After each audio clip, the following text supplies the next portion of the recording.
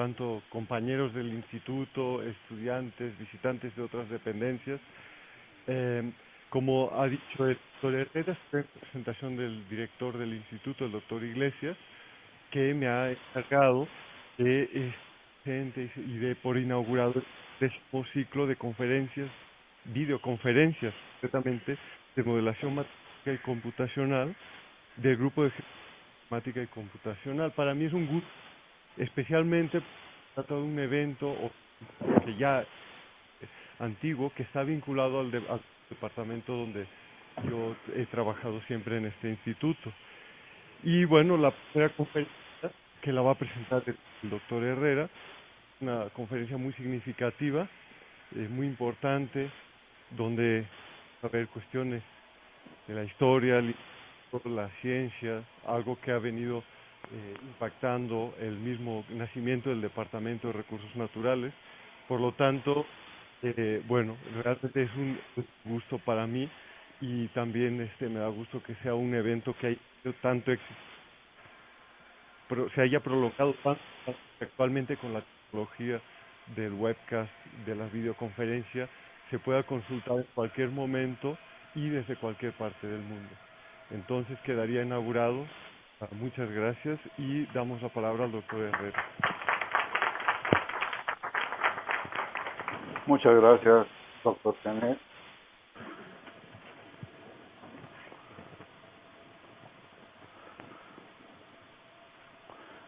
Muy bien, pues en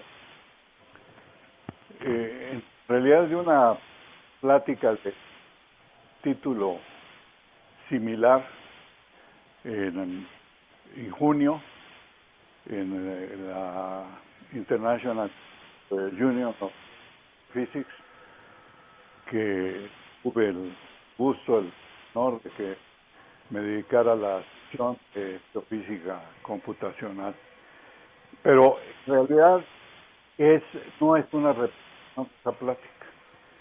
Allá hablé más términos personales o de muchos aspectos de mi propia vida. Acá voy a insistir más en los aspectos técnicos, o sea, realmente va a ser más una narración de las diferentes, como dije en el resumen, y experiencia académica ha sido muy variada. Me he metido en muchos campos, tipos diversos de problemas he entrado. Y entonces creo que mostrar esos aspectos, especialmente a los jóvenes, puede ser interesante. Al mismo tiempo les muestra las cosas que pueden hacer con la modelación matemática. Por cierto, estamos creando el centro e impartimos en el curso, el primer curso de modelación matemática y computacional. Y curiosamente tenemos un número récord de alumnos. Que habíamos tenido tantos alumnos del curso. De hecho, son 25 alumnos para un curso de posgrado. Realmente en este tema, pues realmente unos que habíamos tenido con anterioridad era mucho menor, lo cual nos da gusto, que probablemente va teniendo un efecto que hemos venido dando. Y en parte voy a hacer difusión, dar a conocer cosas que se pueden hacer matemática y computacional. Como digo aquí, mi vida académica ha sido bastante diversa. Empecé estudiando la carrera de ingeniero en la facultad, en la entonces Escuela Nacional de Ciencias Químicas. Posteriormente pasé a la Facultad de Ciencias. Estuve muy ligado al Instituto de Física en una época, también al Instituto de Matemáticas, y posteriormente al Instituto de Ingeniería, Instituto de Geofísica e Instituto de Matemáticas Aplicadas. Fui director. La Facultad de Ciencias en 1954 Yo empecé a estudiar en la facultad en la Escuela Nacional de Ciencias Químicas pero posteriormente, cuando iba terminando la carrera, me asomé por la Facultad de Ciencias. La Facultad de Ciencias entonces estaba en el Palacio de Minería. Tocó empezar así. En 1953 hago esta observación porque la ciudad universitaria, pues muchos de ustedes saben, se inauguró en 1954. De hecho, este año estamos celebrando 70 años de que se estableció. Y como en el Palacio de Minería partía la carrera de ingeniero civil y la mayor parte, y había una población bastante grande, resultó que ya no había cupo, que ya los que estudiábamos física, matemáticas, inclusive actuaría, estábamos ahí como arrimados, no nos daban salones, etcétera, y yo estuve en el Palacio de Minería como un mes, un poco más de un mes, vinieron las vacaciones. En aquel tiempo los cursos empezaban en marzo. Entonces, este año tomó que a principios de abril, Semana Santa, me fui a mi tierra a descansar y cuando regresé, nos encontramos que no había dónde daban las clases de física y matemáticas. Después de batallar mucho, me dijeron que tomó un autobús, me trajera acá al Monumento Obregón y el Parque de la Bombilla, y ahí una camioneta de 7 plazas nos traía a los alumnos. En las ramas de física, matemáticas, actuaría, la población total no llegaba a 50, yo creo que llegaba a 30, que los alumnos del primer año éramos 13 entonces, y en el segundo disminuía drásticamente, o sea que ya a la hora que sale, saca uno la suma, yo creo que 25, 30 cuando muchos. Entonces tuvimos la fortuna de tener toda la ciudad universitaria para uso exclusivo. Teníamos esta enorme y hermosísima ciudad universitaria, y aquí durante el año pues fuimos los únicos estudiantes. Nos encontramos además, todo esto era motivador, obviamente. Llegábamos a la modernidad de venir de los antiguos, pero el Palacio de Minería, pues, monumento histórico, precioso también, pero desde luego bastante antiguo, y de repente pasábamos a lo que era ya la modernidad. Y no nada más en el aspecto material, sino que también un conjunto de profesores extraordinarios, excelentes, a un nivel que era inusitado, especialmente entonces. Aquí tengo algunos de los profesores. Aquí está Roberto Vázquez. Roberto Vázquez es uno de los matemáticos pioneros en México de la matemática. Él fue el director fundador del Instituto de Matemáticas del doctor Nápoles Gándara. Y Roberto Vázquez fue el director, el segundo fue el que sucedió al doctor Nápoles. Desde luego, él estudió en Princeton, doctorado, y sí fue compañero, y esto quien me lo hizo notar fue Clifford Trussell. Voy a hablar un poco de Clifford Trussell un poco más adelante. Clifford Trussell fue el pionero, de hecho el líder del desarrollo de la versión contemporánea de la mecánica de medios continuos. Y él, Clifford, me hizo notar que Roberto Vázquez había sido su compañero allá en Princeton. Alberto Barajas, lo que no necesito decir mucho, es muy, muy conocido. hayan estudiado ciencias, y es uno de los era un maestro extraordinariamente provocador, motivador, inclusive tenía un estilo de enseñar que yo en algún momento, digo, no he sido muy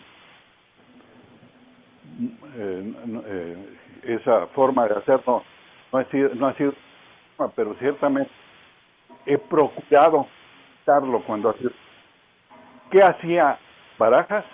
Barajas nos hacía de la ciencia nosotros mismos. O sea, nosotros íbamos creando a la ciencia. El curso que era de primer año fue muy motivador, era geometría moderna.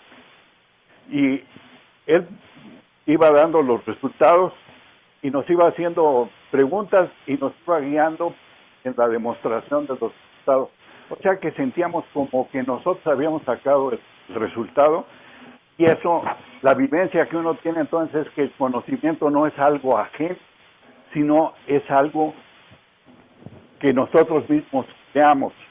Naturalmente, esta vivencia le da a uno mayor seguridad y entusiasma. Entonces, Alberto Barajas fue uno de los grandes motivadores. Marcos Mochis, ¿qué voy a decir? Físico pionero aquí en México. Yo inicié mi tesis de licenciatura con él. Guillermo Torres, matemático también muy conocido, muy destacado, graduado en Princeton. Juan de Berzábal, una gente extraordinariamente motivadora de la física contemporánea. Gonzalo Zubieta, que a mí me tocó que el curso de lógica matemática, extraordinariamente riguroso y realmente, en fin, que fue espléndido. Desde luego nosotros aprendimos muchas cosas en la Facultad de Ciencias, pero hay algo que yo destaco, destacado a través de toda mi carrera. Y mi carrera realmente ya es larga, que son los paradigmas del pensamiento científico. Lo que le llamamos los paradigmas, o paradigmas de pensamiento matemático. La generalidad, la claridad. Siempre, desde que me parecía que estas cosas tenían un enorme valor, y a través de mi carrera he procurado destacarlas. Me han sido realmente muy valiosas cosas que he hecho. Según, a medida que avance, voy a ir refiriendo a aspectos. Profesor Solomón Lepges, bueno, en la plática que tenía en Mérida, Solomón Lepges, aquí, pues, foto, aquí no la tengo, pero Solomón Lepges fue líder, fue de los que establecieron, que motivaron en buena medida el desarrollo de la matemática en México. Y con su apoyo fui a hacer el doctorado en la división de matemáticas aplicadas. ¿Por qué matemáticas aplicadas? Porque cuando iba yo terminando la carrera, en esa época estábamos viviendo una época que México se estaba desarrollando y teníamos la ilusión de participar en el desarrollo.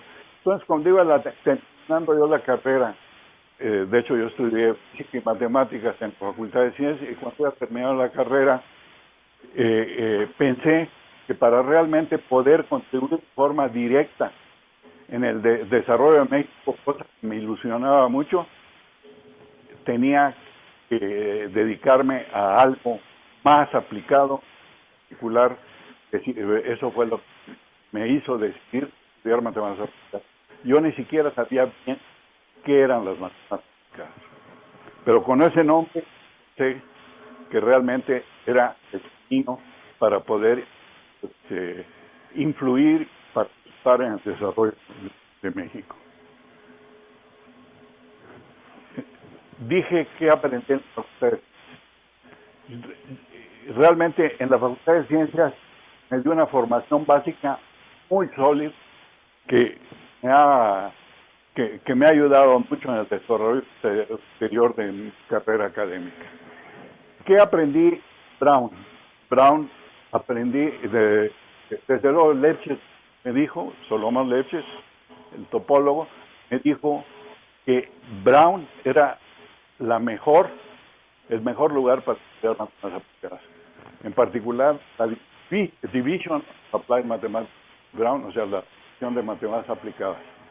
¿Qué se enseñaba ahí? Pues realmente se aprendían las columnas fundamentales de la matemática. La física matemática, también conocida como mecánica de medios, la probabilidad estadística y las ecuaciones diferenciales. ¿Por qué la física macroscópica gran? La mayor parte de los sistemas con que se trabaja en química y en geociencias, ciencias de la Tierra, son sistemas macroscópicos. ¿Qué es eso de macroscópico? Bueno, la diferencia es que no estudia uno partícula por partícula, sino son sistemas que tienen un número tal de partículas que es absolutamente irreal intentar predecir el comportamiento de esos sistemas a través de seguir cada una de las partículas. Se adopta entonces el punto de vista macroscópico y es un enfoque diferente que inclusive es el que enseñamos ahora, el curso al que me referí. Entonces la física macroscópica es fundamental porque son los sistemas que intervienen tanto en la ingeniería como en muchas de las ciencias, como son las ciencias de la Tierra, como el clima, etcétera. Todos esos son sistemas. ¿Qué es el clima? Está en relación con la atmósfera, ¿no? La atmósfera está formada por partículas que simplemente es enorme, ¿verdad? Probabilidad estadística. ¿Qué es la probabilidad estadística? Bueno, tenemos dos posibles enfoques para tratar los sistemas. O sea, uno de los grandes objetivos es la predicción del comportamiento de los sistemas de interés. Y esos sistemas los podemos tratar de manera determinista, como si supiéramos todo, como para poder predecir su comportamiento de manera determinista. Y hay otro que es el de los sistemas ciertos, de los sistemas estocásticos probabilísticos.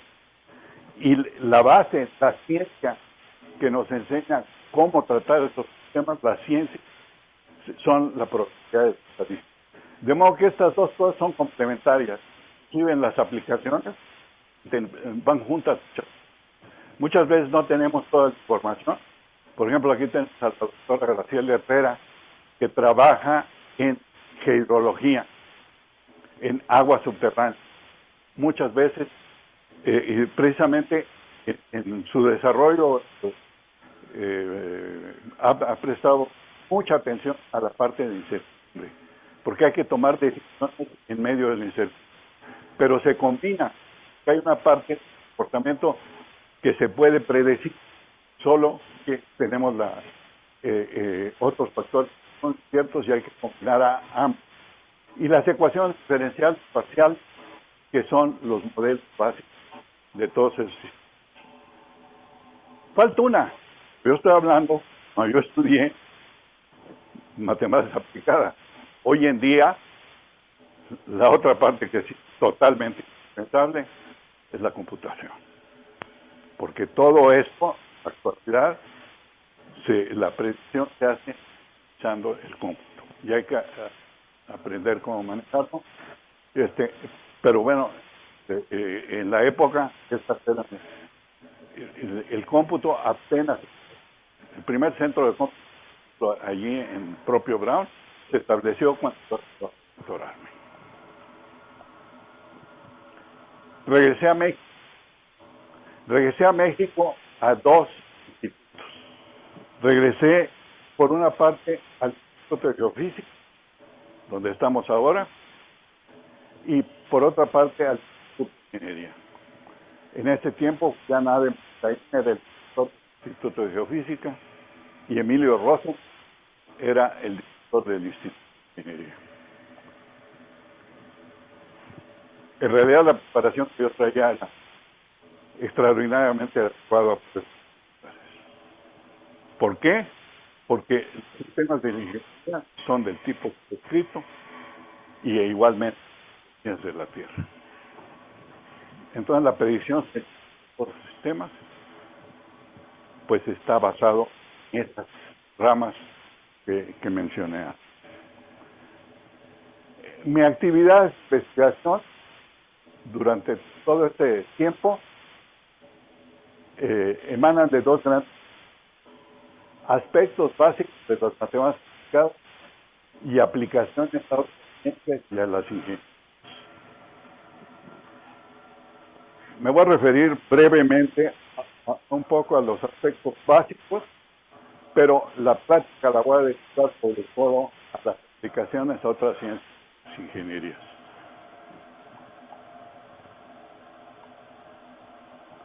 Entonces, brevemente, hay un desarrollo que me tocó a mí cuando empezaba. Se estaban desarrollando, iba creciendo la capacidad de cómputo. Entonces, a medida que avanzaba, pues se iba viendo más y más que es una herramienta fundamental para las matemáticas aplicadas. Cómo hacer un problema central. Los modelos básicos de todo esto son ecuaciones diferenciales parciales.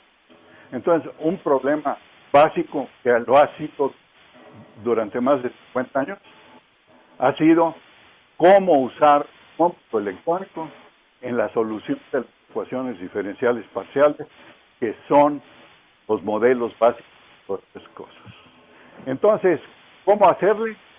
Si nosotros vemos el número de Fock que tiene una función, o sea, cuando tenemos una ecuación diferencial, estamos suponiendo que la función mide en todo punto del espacio. ¿Cuántos puntos tenemos en el espacio? Pues un número infinito. Ahí el cómputo electrónico no puede, porque el cómputo electrónico es capaz de manejar un número finito de grados de libertad, un número infinito. Entonces, el primer paso que es necesario dar es convertir esos sistemas en sistemas con un poquito de grados de libertad. Y entonces, cuando lo ve uno en esta óptica, encuentra uno muy natural del desarrollo que ha habido internacionalmente en los últimos 50 o 60 años. El primer paso fue establecer métodos numéricos para convertir las ecuaciones diferenciales parciales en sistemas de ecuaciones algebraicos con un número de grados de libertad finito. Entonces, a mí me tocó esto y una parte de la problemática era cómo hacerlo. En un principio se enfatizó mucho el papel de los principios variacionales. Entonces yo estudio sistemático los principios variacionales y precisamente en la búsqueda de la generalidad, esa cosa que, como digo, me motivó desde que estaba en la Facultad de Ciencias, en la búsqueda traté de desarrollar formulaciones generales, explicadoras. Entonces eso me llevó a un mayor grado de abstracción, me llevó a establecer una teoría algebraica de ecuaciones diferenciales parciales y a través de todo este tiempo ha habido una serie de desarrollos dentro de esto. No voy a hablar mucho de esta parte, que quiero mejor mostrar la parte relativa a aplicaciones. Tal vez en el futuro trate pero sea como sea, la participación de estos desarrollos me puso en contacto con algunas de las gentes más destacadas internacionalmente. Aquí tengo a Jacques Brillon. Jacques Brillon fue el gran líder de la matemática aplicada de Francia.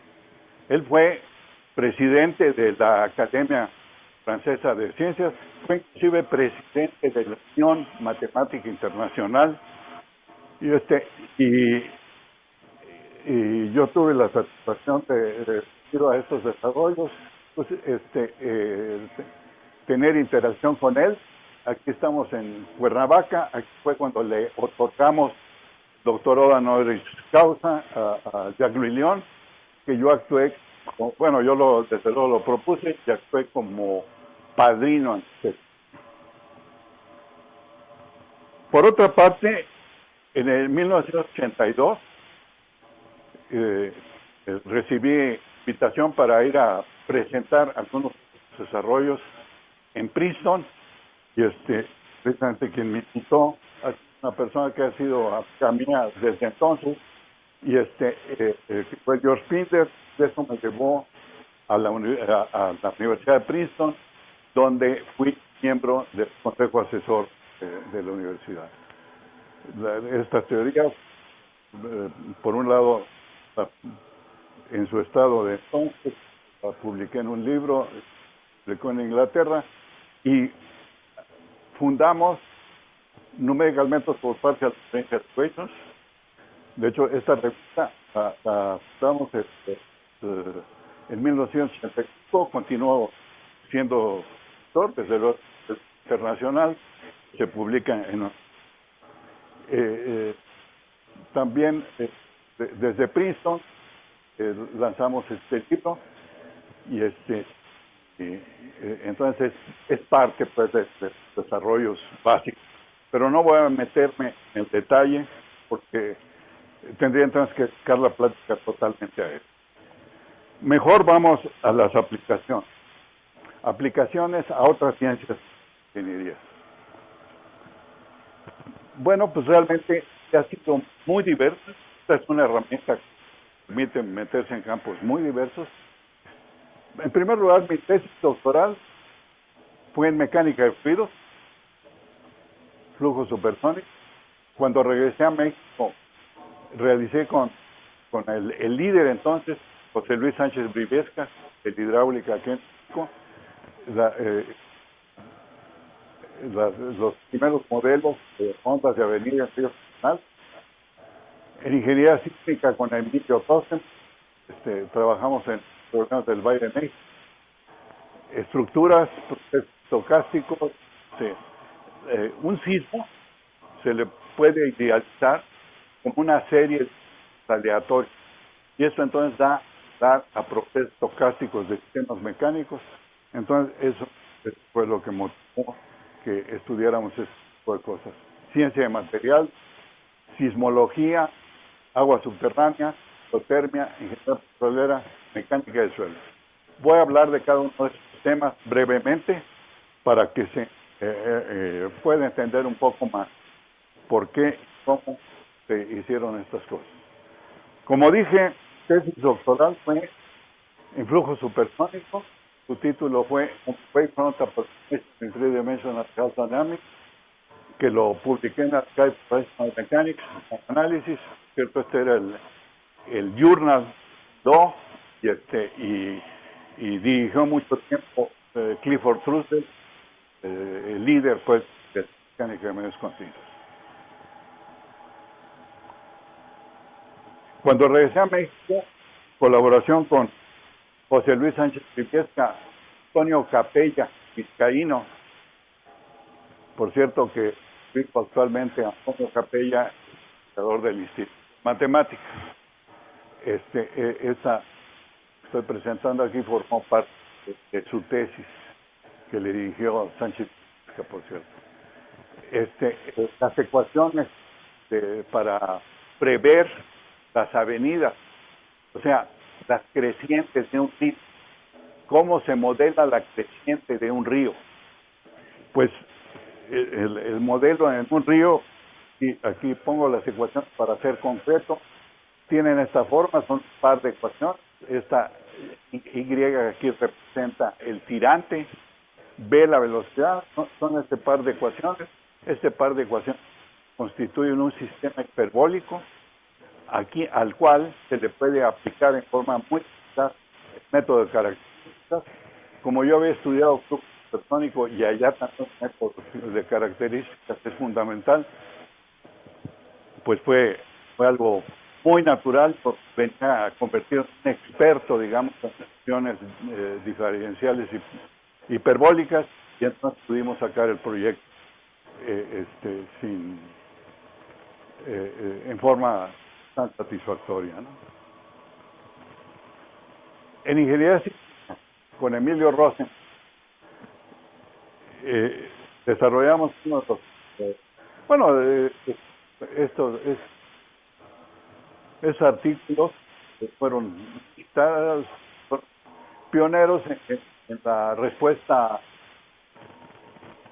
Esto de espectro es el espectro de la respuesta de un sismo en un suelo estratificado. ¿Por qué suelo estratificado? Pues obviamente la motivación era el Valle de México. Entonces, en este artículo se presentó la metodología general, que inclusive luego fue reproducida en la enciclopedia de física que escribió Emilio con Newmark de la Universidad de Urbana, Illinois. Entonces, este era el método general, y aquí está con Octavio Rascón, como parte de este doctoral, la predicción, la aplicación al Valle de México.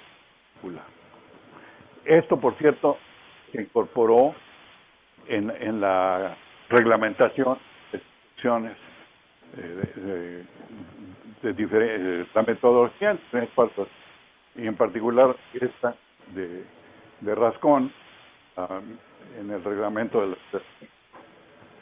de construcción antisísmica, o sea, construcción capaz. La parte de respuesta acá, ya me referí que esto fue en realidad estudios teóricos, pero motivados por la misma, y fue realmente un periodo breve. Vamos en esto, ya como sea, entramos en procesos de sistemas mecánicos.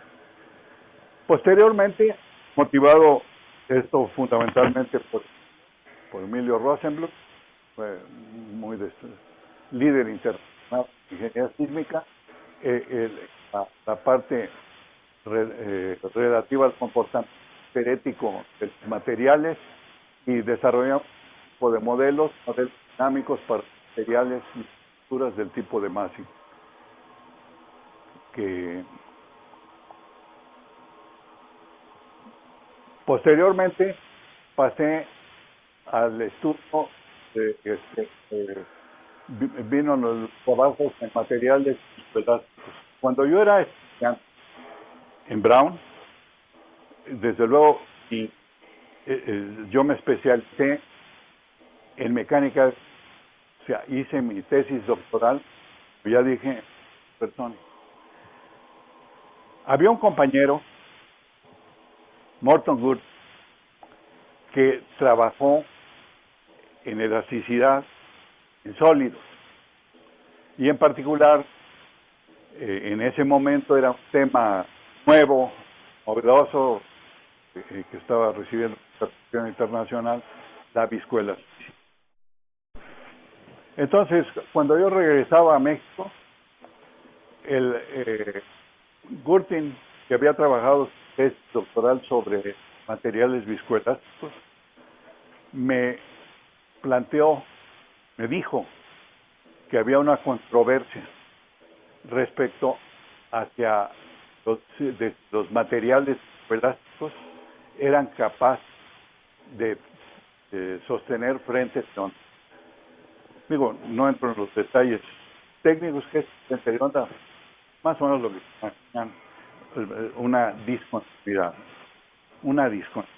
en los desplazamientos, una discontinuidad del movimiento.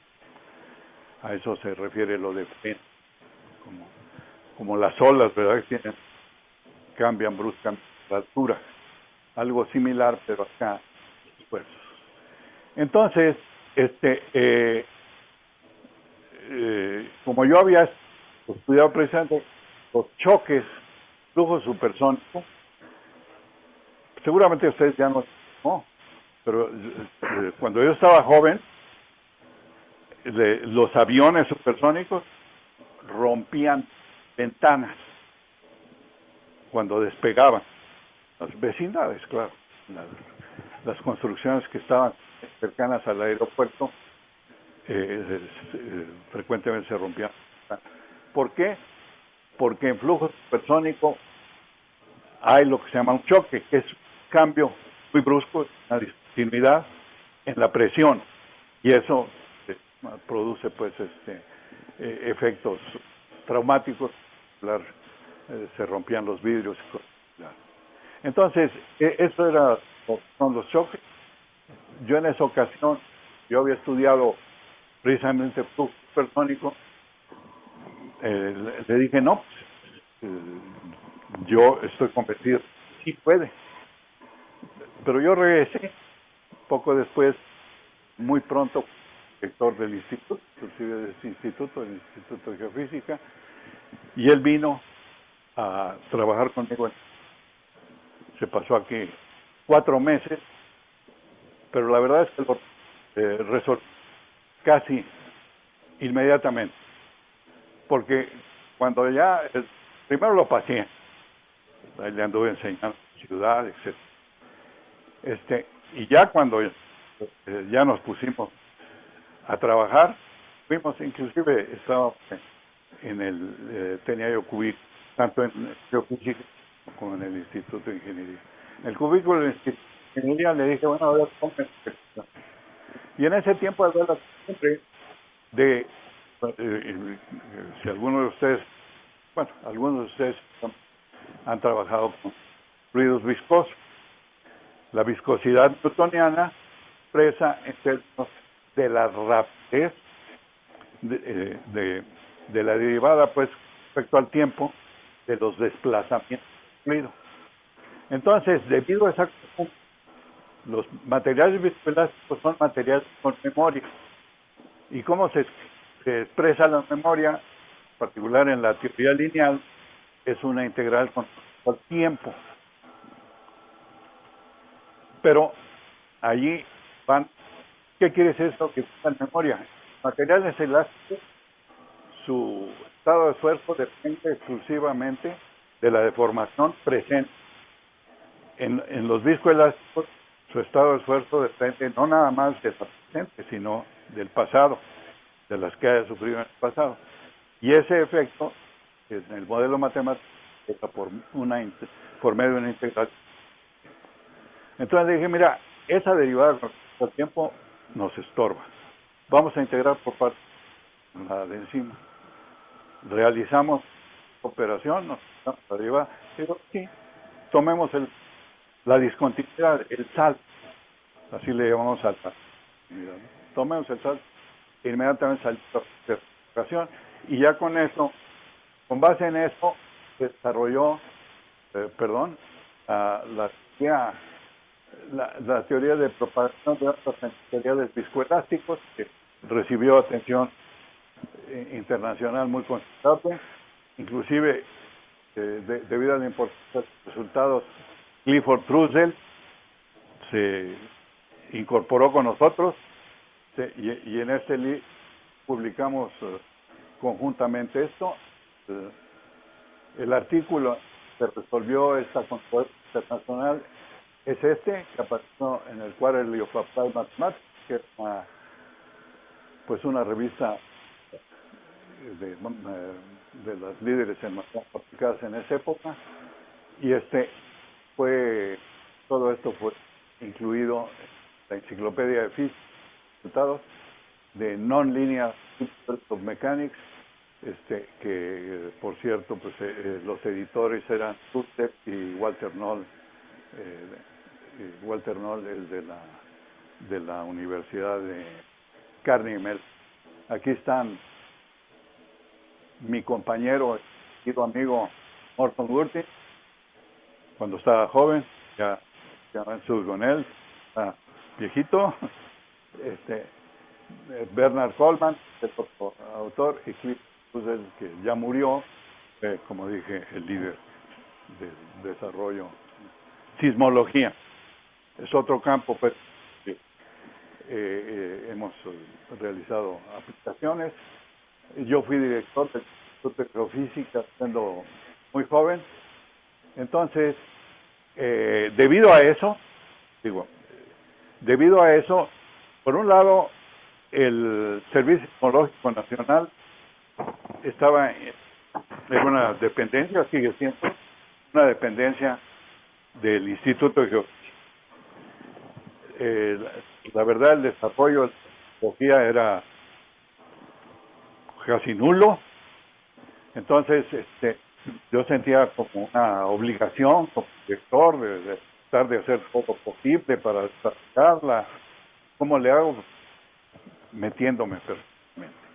Entonces, me metí en ese campo, desarrollamos proyectos, medir la respuesta sísmica en Golfo de Vasconia, etcétera,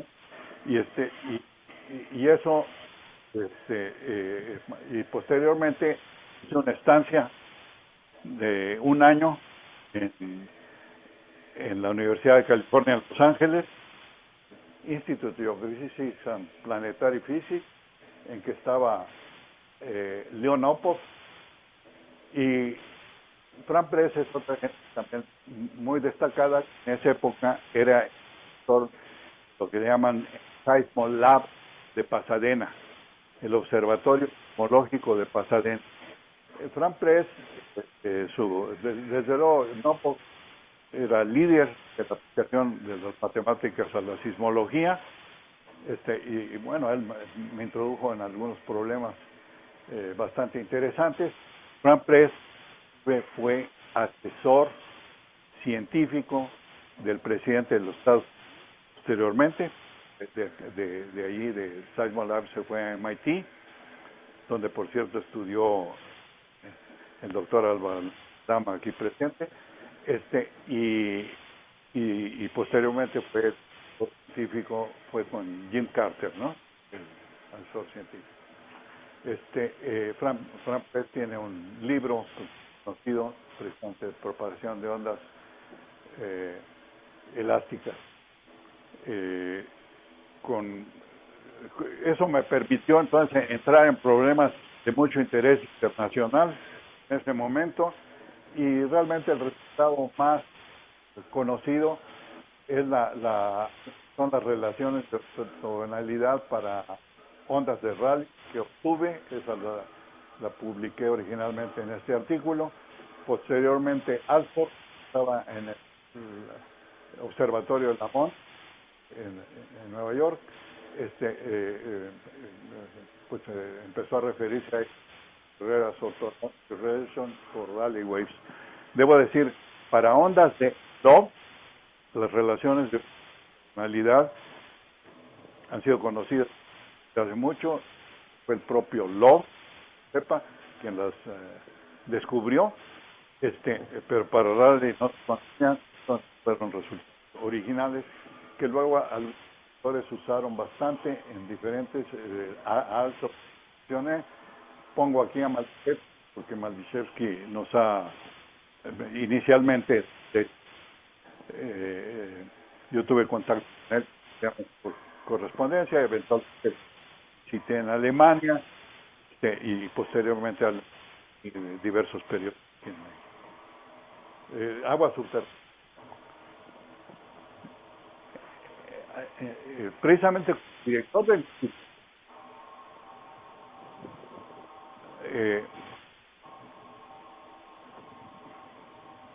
empecé a ver cuáles eran los campos que se suponía que el instituto atendía.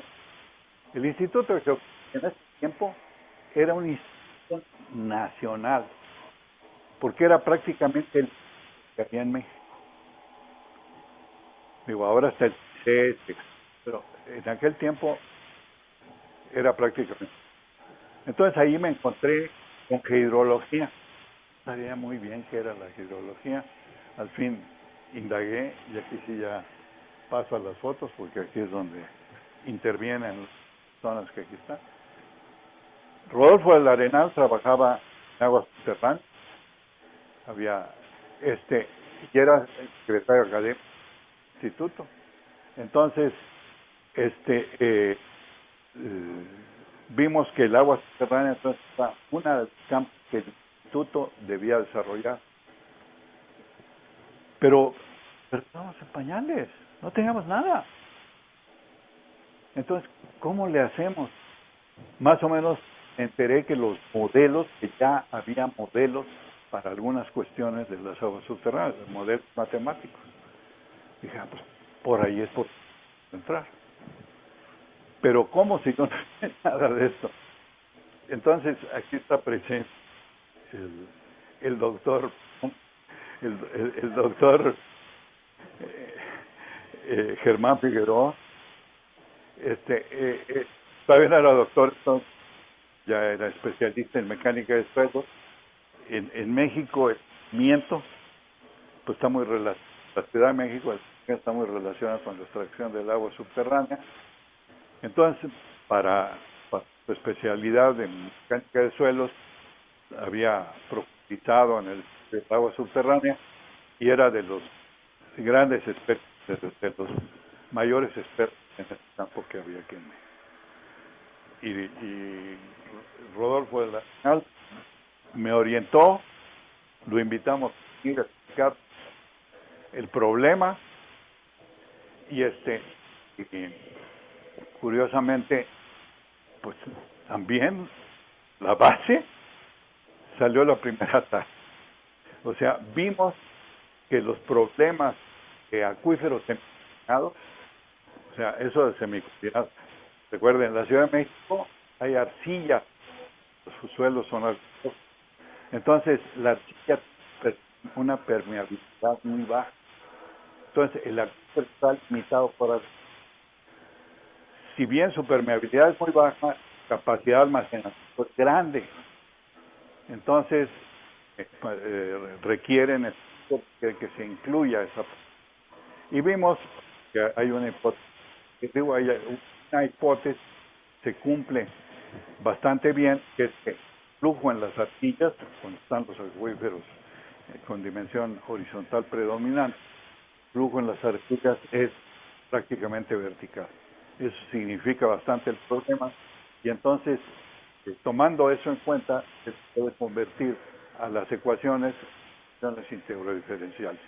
Entonces, el doctor Figueroa y yo introdujimos esta forma de hacerlo y alrededor de ello bastante desarrollo.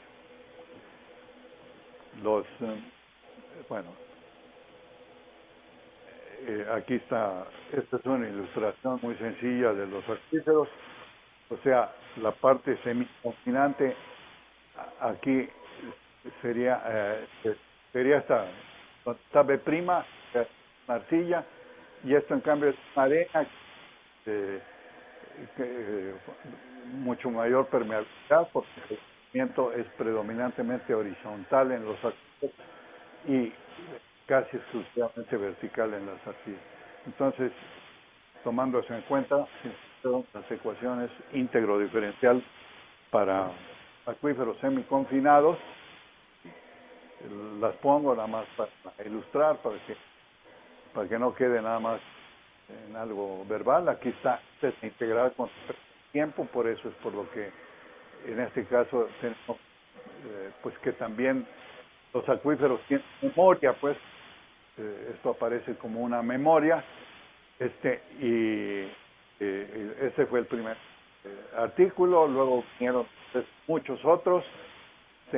Otro que fue bastante importante fue el que publiqué posteriormente con Leopoldo Rodar. Esto, por cierto, fue la base para el programa, el software que fue Geological Survey durante un cierto número de años. Aquí está la comunicación del Geological Survey y que está basada en las ecuaciones diferenciales que introducimos.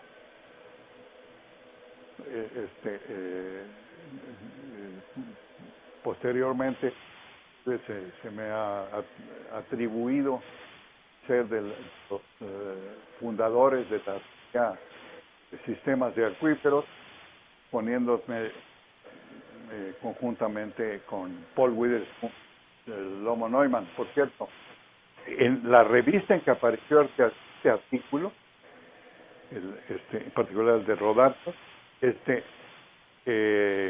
publicó, no, fue en la que publicamos el nuestro.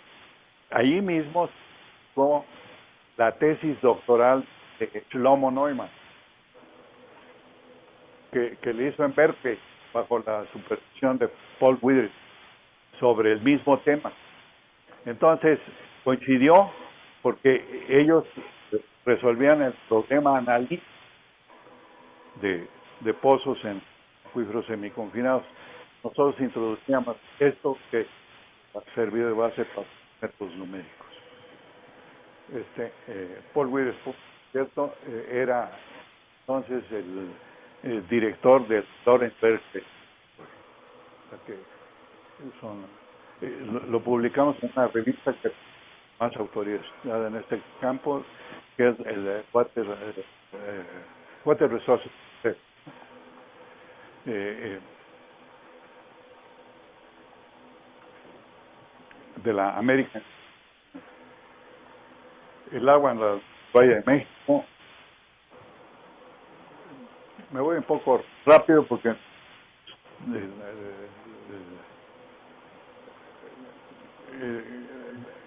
en el Valle de México el agua es muy importante, es problemática, complicada, y el 70% del agua es de origen subterráneo. Entonces, el estudio del agua en el Valle es bastante importante. Nosotros impulsamos tanto el establecimiento de posgrado en ese campo, y posteriormente realizamos una serie de estudios muy amplios que sin duda la participación y apoyo de Robert Farbolden fue muy importante. Fue dean o decano de la Universidad de Waterloo, Estados Unidos, en Canadá, que es uno de los grupos más fuertes en agua subterránea. Y hicimos estudios muy amplios, inclusive se publicaron en un volumen especial del sistema acuífero de México.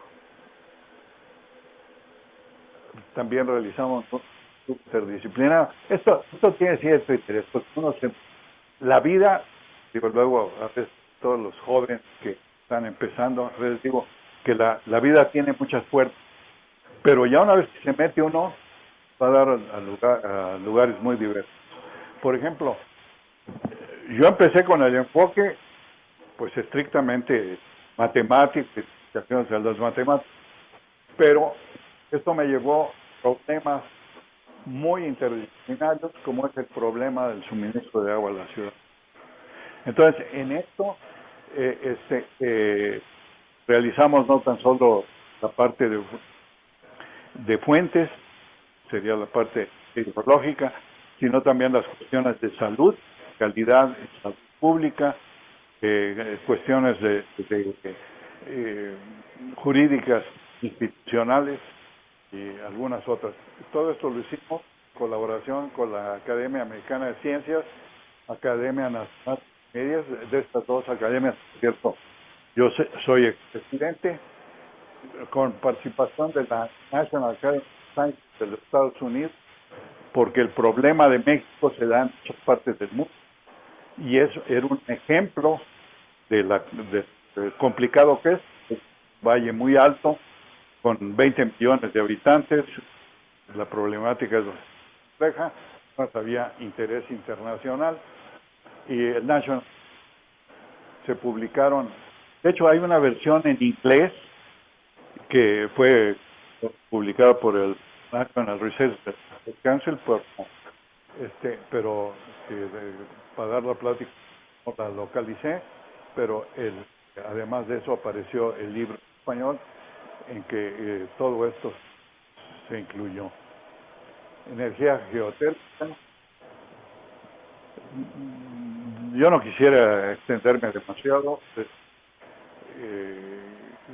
La cuestión de la energía, pues desarrollamos también los modelos para campos geotérmicos, el de Cerro Prieto y los Acupes. El campo de Cerro Prieto es el campo más grande y el más desarrollado. Aquí en México está muy cerca de Mexicali, en las afueras de Mexicali, y los azufres que se inició posteriormente. Entonces, recientemente presenté la práctica magistral en octubre del año pasado por lo internacional de geotermia, que presenté precisamente las bases de la modelación para geotérmico. ¿Por qué me dieron la confianza de encargarme esto? Yo lo hice inclusive ya como consultor privado, con una empresa, precisamente inicialmente se iba a encargar de todos estos modelos al Lawrence Berkeley Laboratory, que está cerca de Berkeley, y Paul Widres, pues ya me conocía ampliamente. Entonces, ¿y por qué no me lo daban a mí, que estaba acá y era más sencillo llevarlo a cabo? Entonces, esto tiene colaboración con Montalvo, que aquí tengo, con Antonio Montalvo, entonces de Lima, y aquí están los reportes que se presentaron bajo contrato, ¿no?, para la Comisión Federal de esto. Bueno, una cosa es que aquí tenía un comentario. Si uno ve estos reportes, ahora que estaba repasándolos, para obtener las ecuaciones básicas se hacían bola de complicaciones, que si los poros, que si no sé qué. Con el método axiomático que hemos aplicado aquí en las clases, la formulación de las ecuaciones básicas es un ejercicio.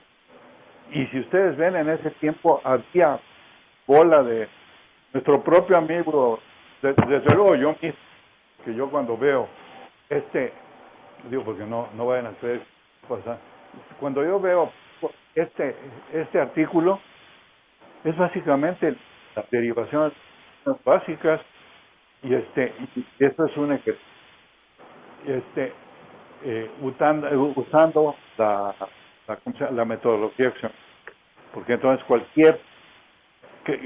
esta metodología axiomática da, como quien dice, un modelo que se puede aplicar a cualquier sistema continuo, cualquier sistema con microscopio.